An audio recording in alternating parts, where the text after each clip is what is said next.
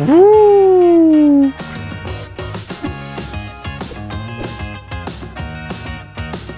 An older TKOR video showed how to make a rocket that was made out of paper and electrical tape designed to work with a high pressure launching system. Since we're using a high pressure launching system, I thought we'd try making that same rocket and see if we could get a good result. Starting off, we've just got a sheet of printer paper which we're going to cut in half widthwise. We're going to take both of these pieces of paper and we're going to wrap them around our launch tube. One first, then the other.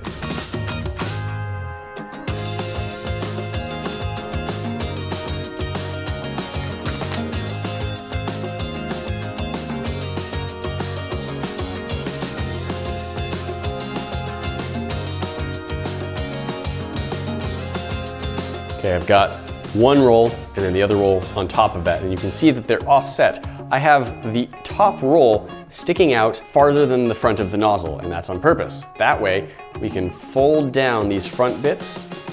Fold, fold, fold, fold. And that is going to be the top of our rocket, and that's gonna help give us a good seal. So we're gonna tape that down. Now we're going to take our electrical tape and starting from the bottom of the outside tube, not overlapping onto the inside tube, we're going to wrap the electrical tape all the way up from the bottom to the top.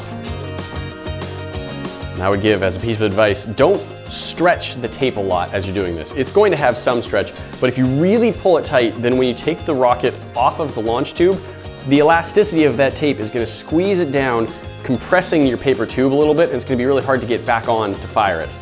Okay, I've made it all the way up to the top of the tube, and now I'm going to wrap it around just a bunch of times, adding some weight and extra strength up at the top.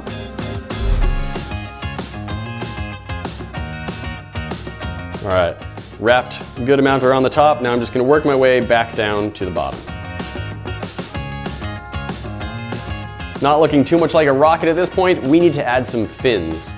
I've got a little scrap of cardboard. We're measuring about 1/3 the length of the total rocket. And then at the bottom, the width of the whole rocket.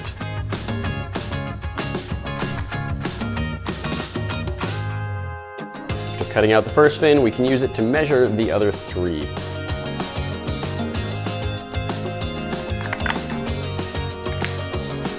Got our 4 rocket fins made. Now we're going to take those and glue them onto our rocket using some hot glue.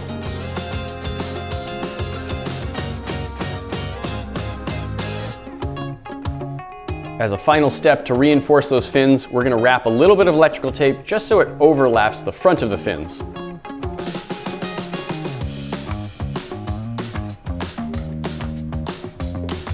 Remove our rocket, and then we want to take out the smaller inner paper tube.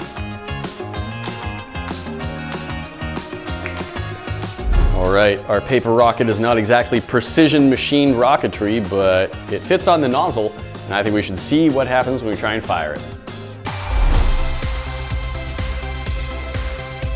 This rocket is not as long as the Stomp rockets we're using, so it may not have as much propulsion, but it's heavier and it may be more durable.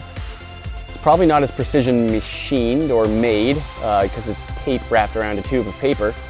It's also gripping the tube tighter, so I don't know, this might fly beautifully or it might pop on the end of that tube.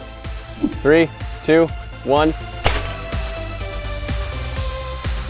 It fired. It looked like it was flying through the air well. I didn't see all of where it went because I had to take my eyes off it to stop the slow-mo camera. But it shot. That was a rocket made of paper, electrical tape, and cardboard fins. That shot quite nicely. I liked it. Woo! Not a lot of frames in frame, but it looks good. There was some definite wobble coming off the line there, but it didn't like spin or tumble, so count that as a win. Paper rockets. Let's see if we can find it. Okay, so I came out here and I knew I had looked between the porch and this flag, and I was like, I think I saw it firing somewhere in that direction. And then as I was looking at that flag to line myself up, I saw, sitting in the grass, our rocket.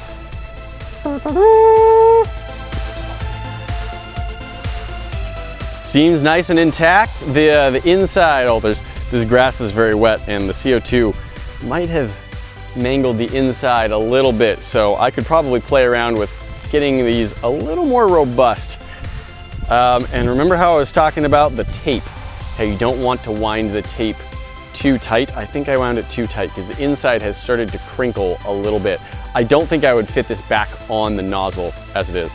As a comparison, if you look out into the distance, this level of ground right here, and then it just goes up a little bit right there. That, up on top of that, is where the rockets were shooting before. So we got, I'd say about half the distance using this paper rocket.